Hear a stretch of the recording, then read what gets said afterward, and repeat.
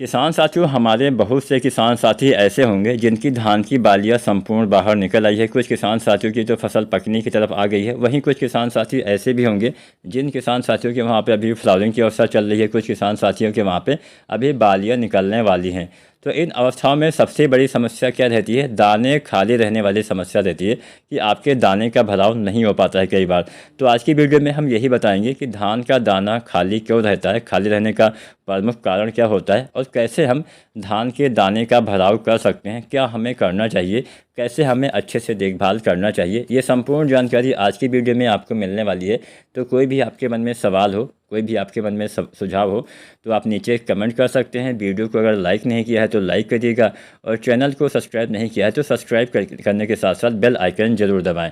तो सबसे पहले जानते हैं दाना खाली रहने की वजह।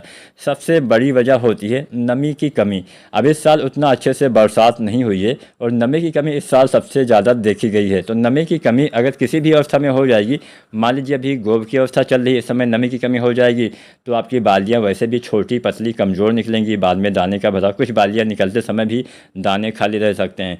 मान लीजिए बालियाँ निकल रही हैं, उस समय नमी की कमी हो जाएगी तो भी आपके दाने खाली रह जाएंगे। फ्लावरिंग की अवस्था में नमी की कमी हो जाएगी तो भी दाने खाली रह जाएंगे।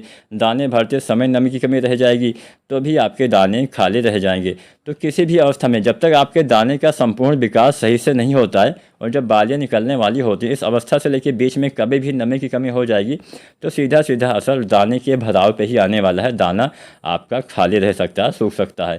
तो यहाँ पे आपको नमी बना के रखना है। अब यहाँ पे दूसरा एक कारण होता है टेम्परेचर। ज़्यादा तापमान की वजह से कई बार बालियाँ निकलते समय ही दाने खाली रह जाते हैं।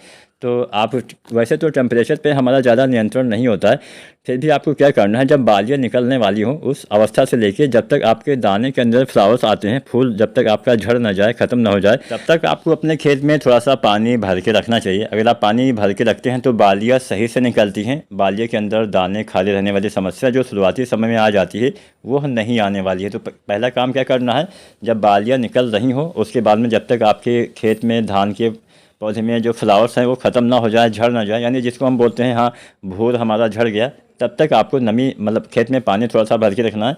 लबालब नहीं तो आप 2-4 इंच ही पानी भर के रखिए।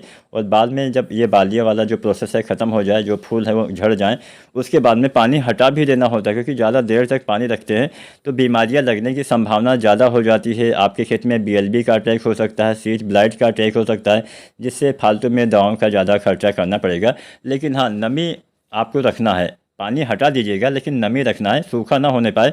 सूखा भी हो जाएगा तो नेक ब्लास्ट लग जाएगा और बहुत सारी आपके खेत में बीमारियों का अटैक, मतलब सूखा रहने की कंडीशन में भी दाने का भराव सही से नहीं हो पाता है। तो ये तो हमने कुछ जाना कि हाँ ज़्यादा टेम्परेचर नहीं करना है, नमी आपको बना के रखना है। और जब आपके धान की फसल में फ्लावरिंग की अवस्था आती है तो कुछ भी छिड़काव नहीं करना है। अगर आपको कोई भी चीज़ स्प्रे विधि से डालना भी है तो शाम के समय डालिए, कोशिश करिए मत डालिए। लेकिन मान लीजिए बाई चांस किसी बीमारी का अटैक फ्लावरिंग की अवस्था में आ गया है तो अगर आपको कुछ भी छिड़काव करना पड़ता है तो आपको शाम के समय 4 बजे के बाद ही छिड़काव करना चाहिए, वो बेस्ट टाइम रहता है। दिन के समय हमारे दाने का मुंह खुला हुआ होता है और जब मुंह खुला हुआ होता है उस समय मान लीजिए अगर आप कोई भी चीज़ छिड़काव से प्रयोग करते हैं तो दाने खाली रहने वाली समस्या किसान साथियों आ सकती है। तो टेम्परेचर, नमी और स्प्रे, ये 2-3 चीज़ें आपको ध्यान रखना है। और जब बालियाँ मान लीजिए अगर ऐसे आप किसान साथी हैं जिनकी यहाँ पे अभी बालियाँ नहीं निकली हैं तो आपको डाल देना है 05234 NPK। 05234 डालने से बालियाँ अच्छी और स्वस्थ निकलती हैं। साथ में आप डाल दीजिए बोरोन। जो बोरोन आता है 20% वाला, लगभग 100 से 125 ग्राम डाल दीजिए, जिससे आपके पौधे में पोलिनेशन सही से होगा, यानी परागण सही से होगा, पराग नली का निर्माण भी सही से होगा, जिससे दाने का भराव सही से होगा। कई बार बोरोन की कमी की वजह से भी, पोलिनेशन सही ना होने की वजह से भी कई बार ये समस्या आ जाती है। तो बोरोन का इस्तेमाल बालियाँ निकलने से पहले ही करना है। लगभग 100 से 125 ग्राम 20% वाला बोरोन, साथ में 1 से 1.5 किलो 05234। अगर बालियाँ नहीं आई हैं तो आप डाल दीजिए गोब की अवस्था में। इसके बाद में जब बालियाँ निकल आती हैं तो आपको दाने भरते समय 0050 NPK का इस्तेमाल करना, जिससे समस्त दाने के अंदर चावल का भराव आसानी से होता है। 0050 भी 1 किलो से लेकर 1.5 किलो डालना होता है। इसमें 50% पोटेशियम, 17.5% सल्फर पाया जाता है, जिससे दाने का भराव सही से हो पाएगा।